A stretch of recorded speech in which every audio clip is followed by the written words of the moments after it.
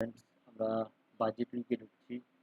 তো বাজেটের আগে আমাদের মার্কেট কেমন আছে সেটা দেখে নিই। তো ফার্স্টে ব্যাংক নিফটি।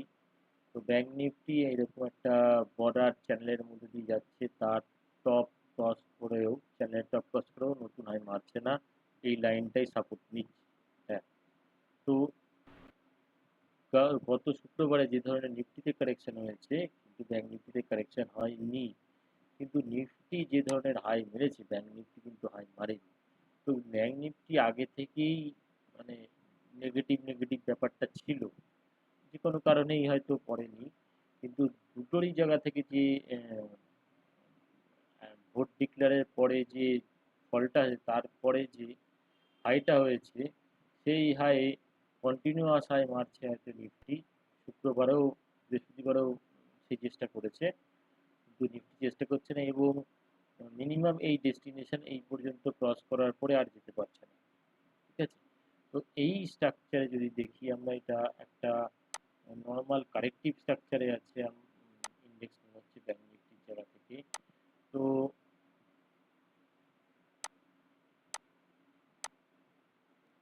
এই একটা পার্ট হয়েছে, আবার একটা পার্ট হতে চলেছে। এই যেখানে আসুক, আমরা এখানে আসি বা এখানে আসি, যেটাতেই আসি, মানে এইরকম ধরনের স্ট্রাকচার হতে চলেছে, এরকম বোঝাতে যায়। তো যাই হোক, কারেক্টিভ নেচারে আছে দেখে মনে হচ্ছে। তো যদি নিফটি ওঠে, ব্যাংক নিফটি পড়ে, এটা কনফিউজিং মার্কেট হয়ে যাচ্ছে আস্তে আস্তে। তো বাজার যে ধরনের সিচুয়েশনে আছে, যতক্ষণ ব্যাংক নিফটি এই হাইটা না ক্রস করবে, আমাদের কত, 52,800। তো আমাদের 52,800 উপরে যতক্ষণ না যাবে, আমরা অ্যাকচুয়ালি বুলিশ হব না।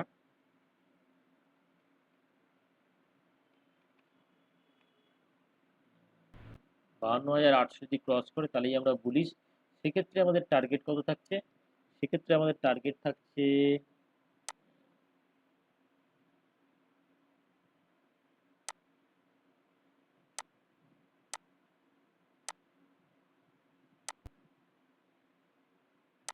টার্গেট থাকছে হচ্ছে 53,044, দেন 53,400 আশেপাশে। তো যতক্ষণ না এটা ক্রস করছে, আমরা এই জোনটা এবং যে জোনটা দেখছি না, তো আমরা পজিটিভ হতে গেলে এর ওপরে হবো, আদারওয়াইজ নয়। এবার যদি সেটা বাজেটের কারণে হোক বা বাজেটের আগে হোক, যা বুলিশনেস আছে বা শর্ট যারা করছেন, এর করতে পারেন। প্রাইস যতক্ষণ এর উপরে যাবে না, বুলিশটা। তো এখানে দেখা যাচ্ছে প্রাইস আগের একটা লো করেছে, এই একটা লো করেছে, লোয়ার লো করছে, লোয়ার হাই করছে, তাহলে প্রাইস কি ধরনের স্ট্রাকচারে আছে যদি দেখি, তো এরকম একটা প্রাইস ব্যান্ড তৈরি করছে। প্রাইস যদি এখান থেকে ট্রেন্ডিং করি, তাহলে তার মানে এইখানে একটা সাপোর্ট আছে। যদি এই 52,100 এই জোনটা ভাঙে, তাহলে প্রাইস এইখানে আসবে, 51,300 আশেপাশে আসবে। তাহলে 52,000 একটা সাইকোলজিক্যাল লেভেল, যেটার নিচে যদি স্ট্যান্ড বাই হয়ে যায়, তো আমরা অন্তত 700 পয়েন্টের ফল্ট আছে। স্টপ লস কোথায়? 52,800। প্রাইস স্টপ লসে 800 পয়েন্টের মুভ আছে নিচের দিকে। যদি প্রাইস এখানে আসে, তো যতক্ষণ এই ট্রেনটা না ব্রেক হয়, এই ট্রেন লাইনের পয়েন্টটা চ্যানেলটা ব্রেক না করবে, ততক্ষণ কিন্তু নিউ হাই মারবে না। যদি প্রাইস এখানেই যদি আসে, সাপোজ ধরে নিই, সেক্ষেত্রে আবার পুল ব্যাক আসবে। সেই পুল ব্যাক এই লাইনকে যদি ক্রস করতে পারে, তাহলে আমরা নতুন হাই দেখবো, নাহলে আবার ফল দেখবো। তো অ্যাজ এ ব্যাংক নিফটির জায়গা থেকে আমরা পজিটিভ নয়, এটা বলতে পারি, যতক্ষণ 52,800 উপরে না যাবে। আর ডেস্টিনেশন, আমাদের ডেস্টিনেশন যদি আমাদের এটা ভাঙে, মানে 52,000 ব্রেক করে যদি, তো 52,000 ব্রেক করলে নেক্সট টার্গেট হবে আমাদের, এক হচ্ছে 51,500 লেভেল, দেন 51,200 থেকে 300 লেভেল। এটাই এখন এই সপ্তাহের নিরিখে ফার্স্ট বাজেটের আগের কদিনের জন্য এটা টার্গেট হতে পারে ডাউন সাইডে। বাজেটের কোনো রিয়াকশানে, যদি পজিটিভ রিয়াকশান হলো, যদি এটা ভাঙে, তাহলে আমরা আরও উপরে 53,000 থেকে 53,400 দেখব। যদি এই চ্যানেলের এই লোয়ার পয়েন্ট ভাঙে, তাহলে দেখুন আমরা ট্রেন ব্রেক করছি। ট্রেন ব্রেক করছি বলতে আমরা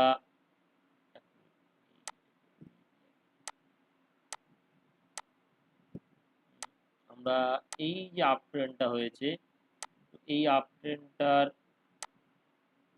এই যে একটা চ্যানেল যদি দেখেন, এই চ্যানেলটার উপরে যাচ্ছে না, তাই প্রাইস নিচে কন্টিনিউ ব্রেক করার চেষ্টা করছে, কারণ কন্টিনিউশন হয়নি। তো এই লো যদি ভাঙে তো রিভার্সাল আসছে, আমরা এতদূর পর্যন্ত আসার জায়গা আছে, ঠিক আছে।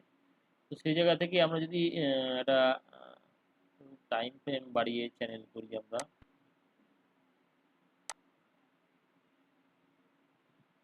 তো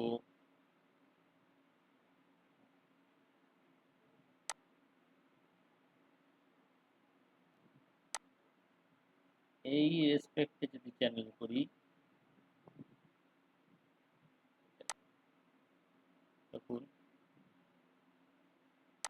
তো আমাদের জাংচার পয়েন্ট আসছে এইখানে 51,300। যদি এই লাইনকে ব্রেক করে, মানে এই যে সাপোর্ট লাইন যে দাঁড়িয়ে আছে 52,000, তাহলে নেক্সট সাপোর্ট লাইন 51,400 আশেপাশে, বা 51,100 থেকে 51,400 এই জোনটায় আসবে।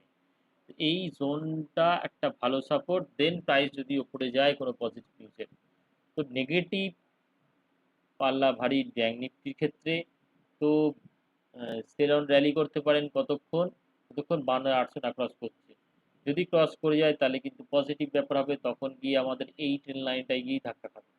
তো আমি মনে করব এই সপ্তাহে একটু সাবধানে ট্রেড করুন as a bank Nifty Nifty দুটোই, কারণ ভোলাটিলিটি বাড়বে, জায়গা থেকে ওয়াচ রাখুন। আর বাজেটের পরে আমার মনে হয় ট্রেড নেওয়া ভালো, বাজেট দেখে। তো আসি আমরা নিফটিতে আসি।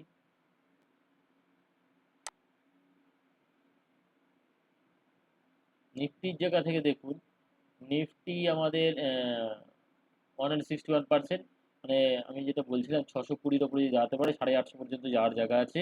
তো ঠিক 850 কাছাকাছি হাই করেছে, দেন প্রাইস নিচে আসছে।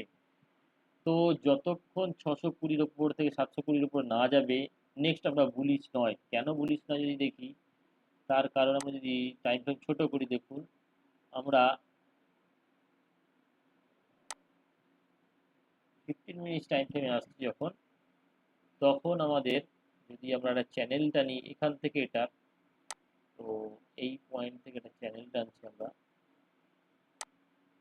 দেখুন এই চ্যানেলটা লোয়ার চ্যানেলটা ব্রেক করে দিয়েছে অলরেডি, 600 লেভেল। তাহলে এরও ডাউন সাইড ওপেন হচ্ছে। এখন যতক্ষণ না এই মিডিল চ্যানেল, মানে আমার 720 এই জোনটার উপরে না যাচ্ছে, ততক্ষণ বুলিশ নয়। ওকে, যদি 720-র ওপরে যায়, দেন ফার্দার বুলিশনেস আসবে, এই আর আর 850 করে আসবে, 25,000-এর কাছাকাছি যাবে এটা। তো আমাদের ইনিশিয়ালি এখন আমাদের এইটা দেখতে হবে 720 থেকে 24,720 টু 50, এই জোনটা যতক্ষণ না ক্রস করছে ততক্ষণ আমরা বুলিশ হব না, নিউট্রাল টু বেয়ারিশ থাকবো। কেন, আমরা এখান থেকে যদি রিট্রেসমেন্ট তারি, তো দেখা যাচ্ছে 61% এর আশেপাশে আছে। তো সেই জন্য আমরা এটাই স্টপ লস হওয়া হয়েছে। যদি আমরা শর্ট করি পুলব্যাকে, এটাই স্টপ লস। যদি এটার উপর দাঁড়াতে পারে তাহলে আবার এই নতুন হাইয়ের জায়গায় যেতে পারে, আদারওয়াইজ নয়। এবার প্রাইস নিচে কতটা যাবে, নিচে যদি দেখি আমাদের ট্রেন লাইন, আমাদের নেক্সট লো এখানে। তো আমাদের যদি টার্গেট পয়েন্ট হয়, যদি আমাদের এখান থেকে রিট্রেসমেন্ট থাকে, তো আমরা মিনিমাম এইটা যাচ্ছি 400। যদি 400 ভেঙে যায় তাহলে কিন্তু নিচে আছে। কারণ দেখুন আমাদের এইখানে সাইকেলে যদি দেখুন, আমরা 5 সাইকেল কমপ্লিট করেছে, 2, 3, 4, 5। তারপরে এই যে লোটা, এই 500, বা এটা এই লোটা কত আছে 480, এর নিচে যদি ট্রাভেল করে প্রাইস, তাহলে কিন্তু এই জোনগুলো আসবে, 200 লেভেলে আসবে। সেক্ষেত্রে আরও ডিপ কারেকশন হওয়ার চান্স আছে, তখন 24,000-কে টেস্ট করতে যাবে। আমরা যতক্ষণ 720-র উপরে যাচ্ছে না ততক্ষণ আমরা বুলিশ নয়, বাই অ্যান্ড ডিপস করতে পারি। স্টপ লস আমাদের এইখানে হবে 200 লেভেলের কাছাকাছি। কিন্তু যদি ডাউন সাইডের কথা ভাবি, ডাউন সাইডের জায়গা থেকে যদি আমরা টার্গেট চাই, তাহলে আমাদের টার্গেট কি আছে দেখি।